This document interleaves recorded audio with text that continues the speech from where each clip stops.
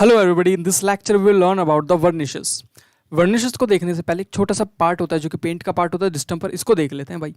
Distemper क्या होता है? डिस्टेम्पर बेसिकली सस्ता पेंट होता है। जैसे एक होता है इमल्शन पेंट, एक होता है आपका ऑयल पेंट। लेकिन डिस्टेम्पर एक ऐसा पेंट है जो सस्ते में निपट जाता है और इंटीरियर के लिए यूज़ होता है। किस किस चीज़ों से मिलकर बना होता है अगर मैं बात करूँ तो इसके अंदर एक पाउडर चौक को पाउडर की फॉर्म में कर दो कन्वर्ट, मतलब कैल्शियम सल्फेट को पाउडर की फॉर्म में लो, उसको डाल दो किसके साथ में, किसी भी डिज़ायरेबल पिगमेंट के साथ डाल दो। डालने के बाद उसमें ग्लू डाल सकते हो आप बाइंडर की फॉर्म में, मतलब जो कि बांध के रखे, बस हो गया, बन गया डिस्टेम्पर। जिस कलर में चाहिए उस कलर का आप पिगमेंट मिला सकते हो, डिस्टेम्पर हो गया तैयार।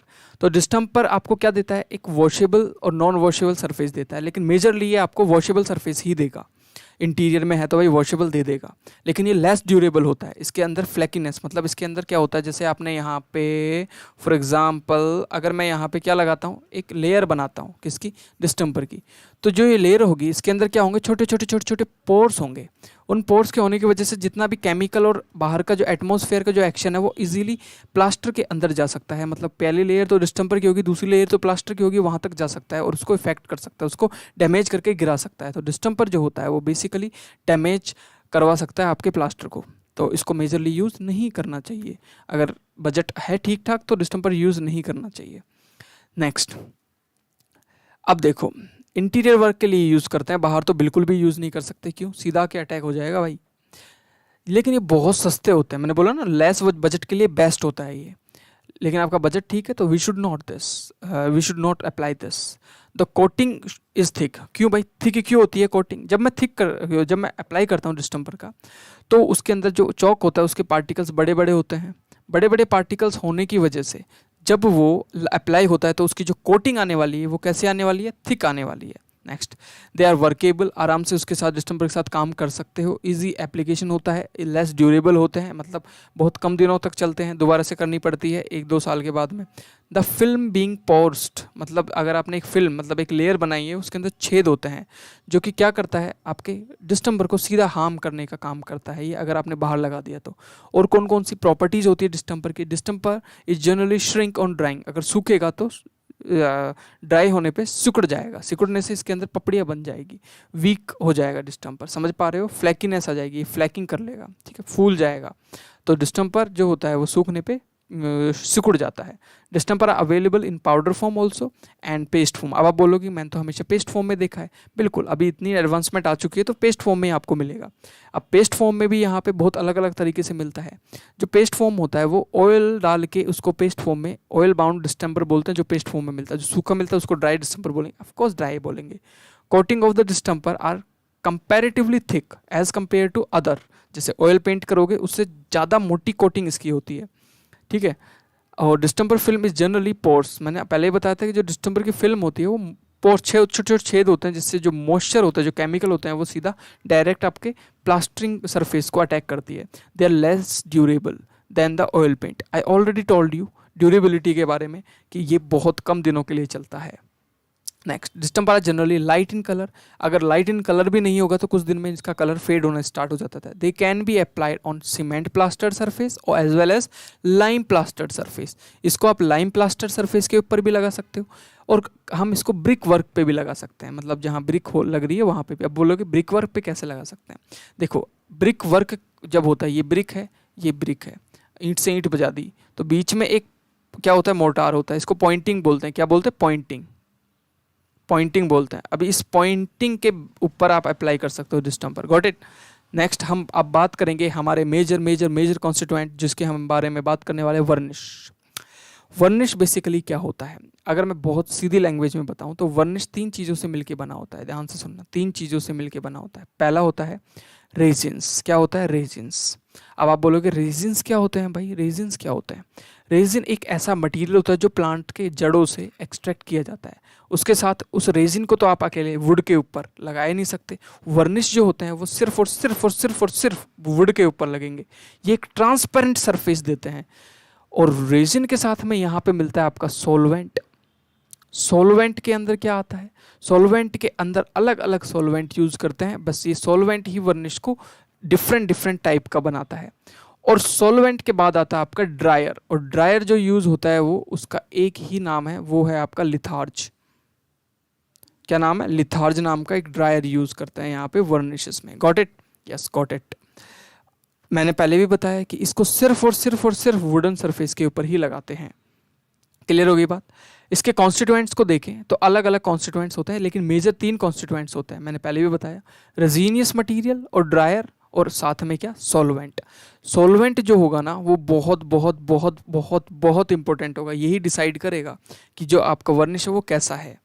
रेजिनियस मटेरियल बोल दो या रेसिन बोल दो, इसकी हम बात करते हैं कि रेजिनियस मटेरियल क्या होता है।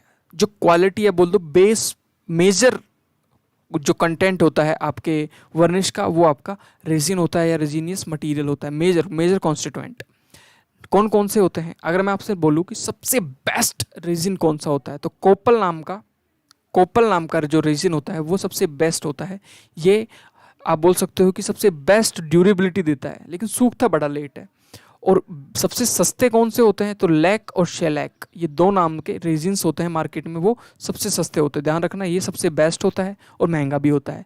लेकिन LAC लैक और शेलैक ये सबसे सस्ते होते हैं और इजीली अवेलेबल भी होते हैं।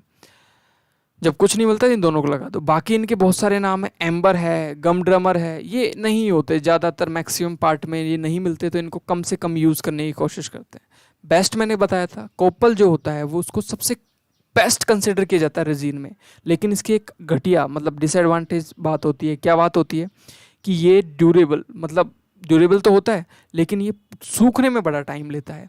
लैक और शेलैक से बने हुए जितने भी रेजिन्स, जितने भी वर्निश होते हैं वो जल्दी सूखते हैं। इसका जो ड्राईनेस होता है वो बड़ा लेट होता है। इसके अंदर ड्रायर भी हम ज़्यादा नहीं डाल सकते, नहीं तो इसकी जो इफेक्टिवनेस है वो कम हो जाएगी। ड्रायर की बात हुई थी, तो मोस्ट कॉमनली यूज्ड जो ड्रायर होता है वो लिथार्ज होता है। मतलब आप बोल सकते हो कि यहाँ पे बहुत सारे लिथार्ज हो गया, आपका लेड एसीटेट हो गया, वाइट कॉपर हो गया, लेकिन मोस्ट कॉमनली हम यहाँ पे लिथार्ज ही यूज़ करते हैं। वर्निश के अंदर कोई पूछे कि ड्रायर कौन यूज़ होगा, तो litharge is the your answer.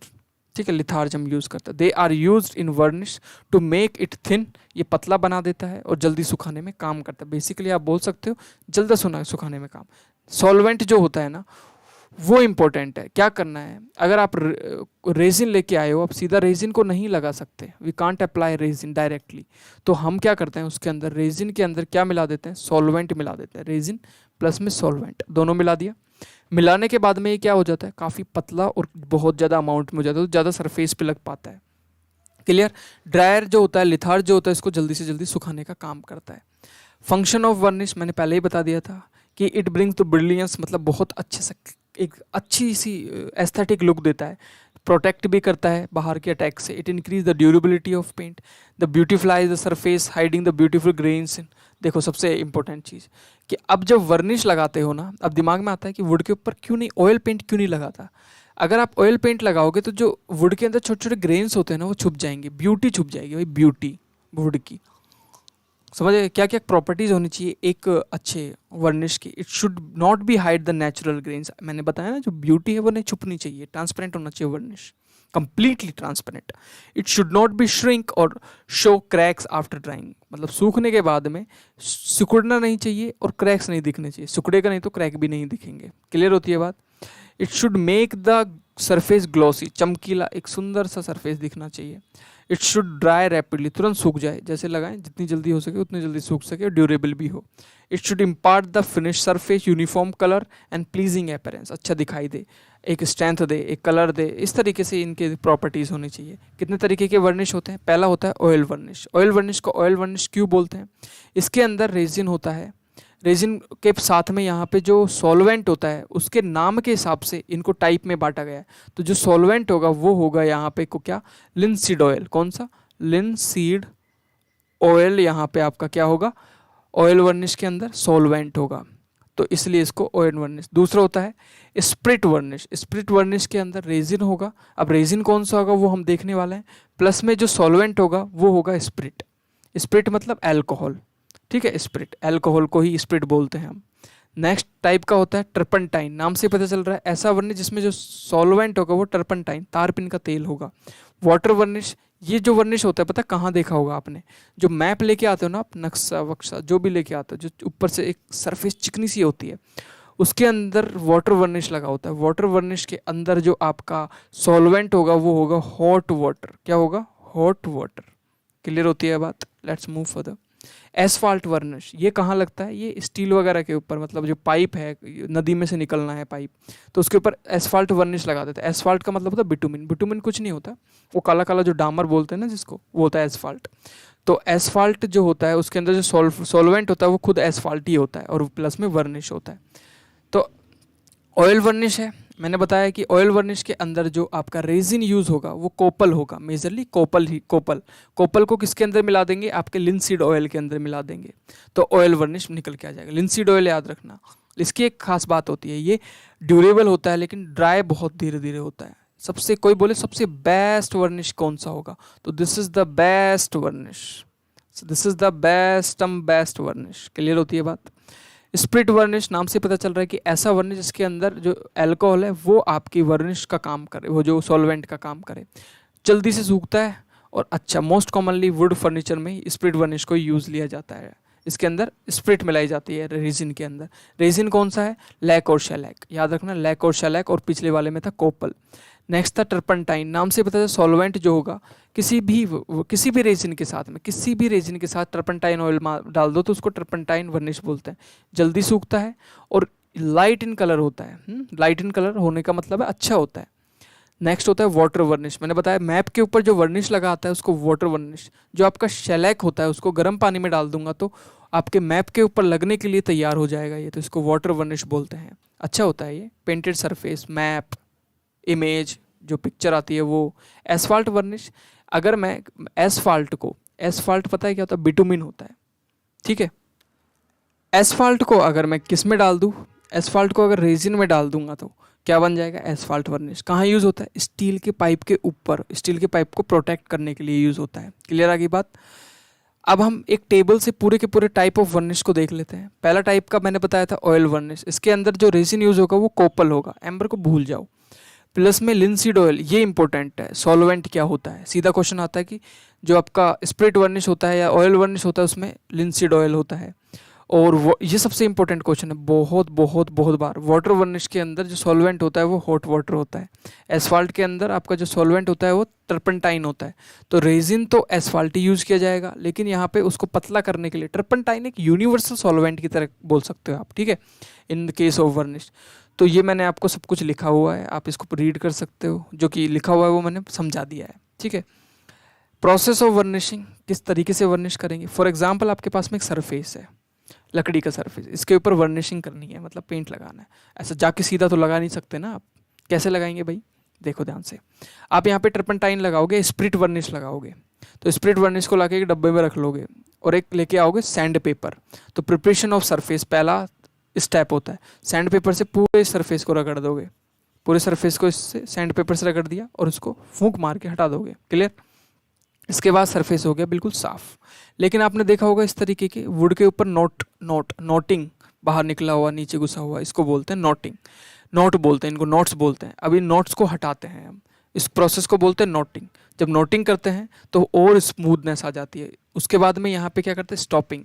Stopping के अंदर क्या होता है, जो हमने नोटिंग की हुई सरफेस है और जो बाकी की सरफेस है उस पर एक ग्लू की लेयर लगा दी जाती है, मतलब एक गोंद लगा दिया जाता है और उसको सूखने दिया जाता है। सूखने के बाद में उसको सैंड पेपर से उसको भी रगड़ दिया जाता है। रगड़ के अब यहाँ पे स्मूथ सरफेस आ गई और यहाँ पे लगाएंगे आप वर्निश कोट। पहला कोट लगाएंगे, फिर सुखाएंगे, फिर दूसरा कोट लगाएंगे। इस तरीके से हम वर्निशिंग करते हैं। I hope you are getting my point. This is the complete varnish और distemper. Each and every point is clear now. Thank you.